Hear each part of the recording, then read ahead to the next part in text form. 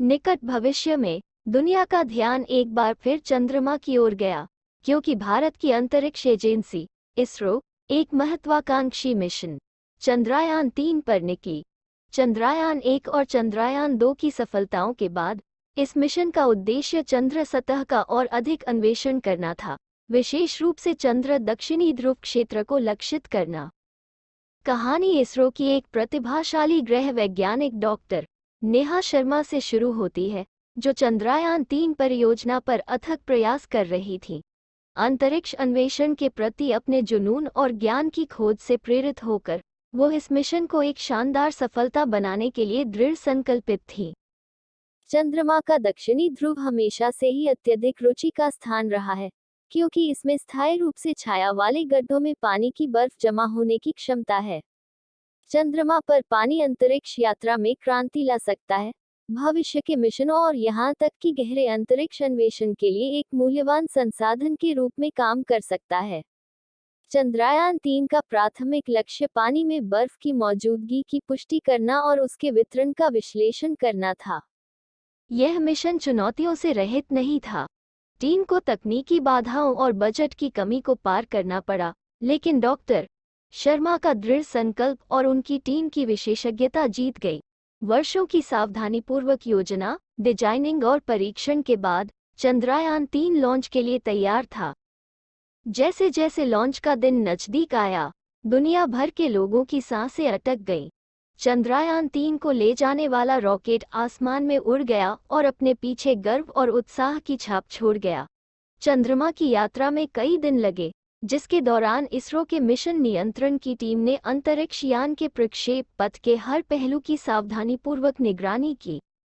आखिरकार चंद्रयान-3 चंद्रमा की कक्षा में प्रवेश कर गया। इसरो के वैज्ञानिकों और इंजीनियरों ने एक बड़ी उपलब्धि का जश्न मनाया, लेकिन वे जानते थे कि वास्तविक चुनौतियां अभी बाकी थीं। लैंडर और रोवर मॉड्यूल को उतरने और उतरने के चरण के दौरान त्रुटिहीन प्रदर्शन करना था। जैसे ही अंतरिक्ष यान चंद्रमा की सतह की ओर उतरा, मिशन नियंत्रण कक्ष में तनाव भर गया। सांस रोककर टीम ने लैंडर के कैमरे से लाइव फीड देखी। सच्चाई का क्षण आ गया था। लैंडर धीरे से सतह पर उतरा और मिशन नियंत्रण कक्ष में खुशी की लहर दौड़ गई।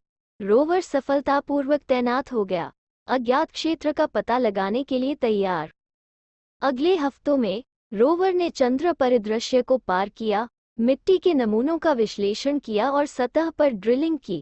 जब रोवर के उपकरणों ने पानी में बर्फ की उपस्थिति की पुष्टि की तो डॉक्टर शर्मा और उनकी टीम बहुत खुश हुई। इस खोज में चंद्रमा और उसके संसाधनों के बारे में मानवता की समझ को नया आकार देने की क्षमता थी।